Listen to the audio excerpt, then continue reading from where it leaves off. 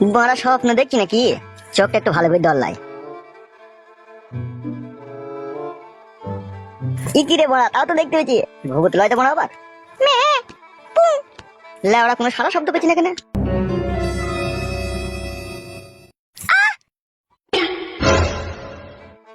তুমি এখানে কি করছো? আমি এসেছি এখানে খেলা করতে। কি খেলা? কার সাথে? তোমার সাথে। তাই নাকি? কে পাঠালো? এমএলএ সাহেব। এমএলএ সাহেব জানে আমি একটু খচ্চর আছি, সেই জন্য আগে করে পাঠিয়ে দিয়েছে। ওরে আমার চুঙ্গু মুঙ্গু রে, এখনই হাত দিচ্ছ ওখানে?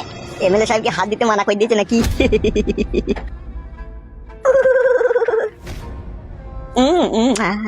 দিচ্ছে না কো লাগাইতে? না কে? তোমার আব্বা।